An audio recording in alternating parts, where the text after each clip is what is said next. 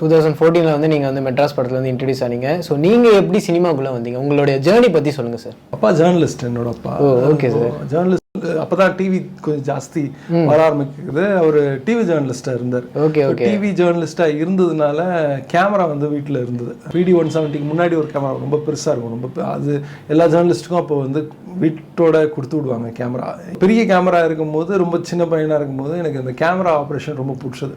So ஊரில் திருவிழா ஏதாவதுனா என்ன கேட்பாங்க பசங்களாம் வந்து, உங்கள் வீட்டில் தான் கேமரா இருக்குது, கொஞ்சம் ஷூட் பண்ணி கொடுன்னு சொல்லி கேட்பாங்க. ஸோ அந்த டைமில் ஷூட் பண்ண ஆரம்பித்து கொஞ்சம் இன்ட்ரெஸ்டிங்காக இருந்துச்சு சினிமோட்டோகிராஃபி மேலே.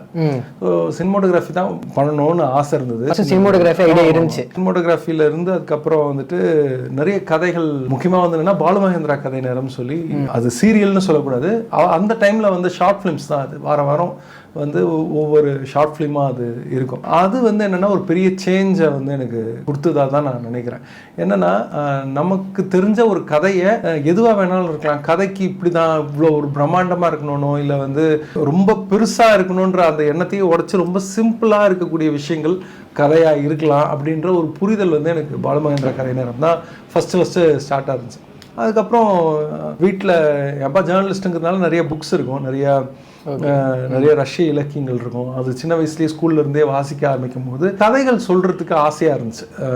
ஏற்கனவே சினிமோட்டோகிராஃபி மேலே இன்ட்ரெஸ்ட், இன்னொன்று கதை சொல்கிறதுக்கு ஆசைங்கிறதுனால எனக்கு டிரெக்ஷன் மேலே தானாகவே ஆசையாகிடுச்சு. ஸோ டைரக்ஷனுக்குள்ளே ஆனால் வந்து என்னென்னா அதுக்கான மார்க்லாம் அப்போ எடுக்கல. 12th வந்து நான் வந்து தரமணியில் தான் அப்ளை பண்ணியிருந்தேன். அப்போது வந்து என்னென்னா சினிமோட்டோகிராஃபி அப்ளை பண்ணோன்னா டிகிரி முடிக்கணும். ஸோ டிகிரி வேணும். ஸோ டிகிரி வந்து வேறு ஏதோ ஒன்று படிக்க வேணாம், விஸ்காம் படிக்கலாம் அப்படின்னு சொல்லிட்டு முடிவெடுக்கும் போது நான் எடுத்த மார்க்குக்கு விஸ்காம் வந்து இல்லை, முடியாதுன்னு சொல்லிட்டாங்க. அதனால சோஷியாலஜி படித்தேன். சோஷியாலஜி வந்து என்னென்னா மோர் ஹியூமன் பற்றி படிக்கிறது. எங்கள் அப்பா ஜேர்னலிஸ்ட்டுங்கிறதுனால அந்த ஒரு ப்ரெசன்ட் சொசைட்டி பற்றி தெரிஞ்சுக்கிறது ரொம்ப முக்கியம்.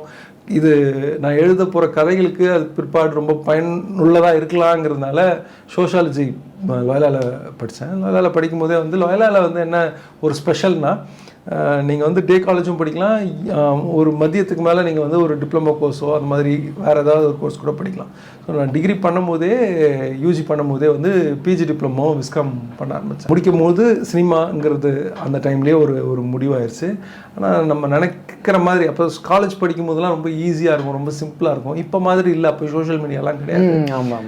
ஸோ அந்த டைமில் வந்துட்டு என்னென்னா ஈஸி, சிம்பிளாக போயிடலாம் அப்படின்னு, ஒரு டைரக்டர் ஆகிடலாம் அப்படின்னு உள்ளே வந்து அதுக்கப்புறமா வந்து ஆமாம், சரி, அது ஒரு பெரிய டைம் இருந்துச்சு. தான் ஜேர்னினா இதை சொல்லலாம்.